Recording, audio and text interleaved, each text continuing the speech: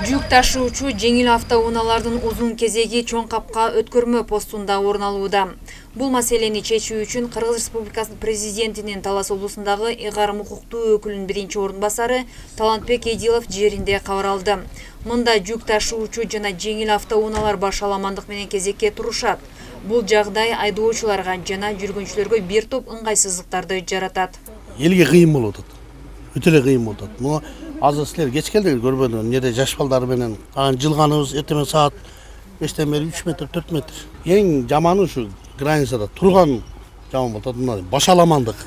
Ушу башаламандыкты эле чечип бир порядка кылып койсо, оор жүктү өзүнчө, жеңилин өзүнчө. Мисалы бир фура жүгү менен турасы же бир нерсеси туура эмес болсо, ал фураны жолдон алыш өзү азап. Жолдон чыгарып, кийинки машинага жол бошотуп кыйын.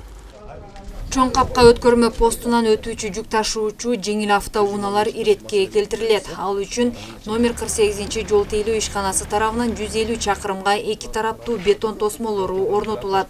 Бул аракет жүк ташуучу жана жүргүнчү ташыган жеңил автоунаалардын тоскоолдуксуз өтүүсүнө шарт түзөт. Казакстан тарапка кирип аткан тарабындагы эки бөлүккө бөлүп бериле деген сунуштар келип атат.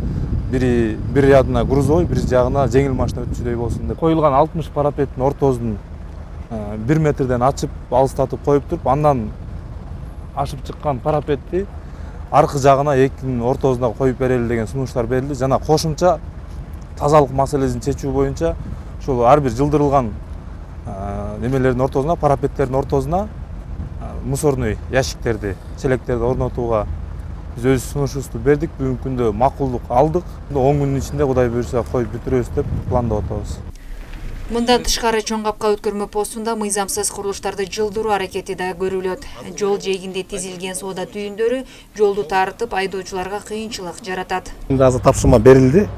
Бул жерде эртең тактап берет, ким кайсы мекеме менен келишим түзүлгөндүгү, канча мүнөттө кандай экенин баарын аныктайт. Анын баары эгерде мыйзамсыз болсо, жокко чыгарып, андан аркы тийиштүү иш-аракеттер жүргүзөбүз. Кирип аткан таксилерди бул жака стоянкага киргизүү боюнча азыр маселелерди сүйлөштүк. Андан тышкары ушул жерде посттон өтүп келатканда биздин эң бирден бир тазалык.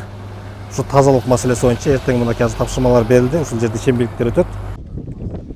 Чоң капка өткөрмө постунан өтүүгө кезек күткөн жүргүнчүлөр менен айдоочуларга өзгөчө кырдаалдар министрлиги тарабынан атайын чатырлар тигилген. Анда дарыгерлер саламаттыгын начарлаган жарандарга биринчи жардам көрсөтүшөт.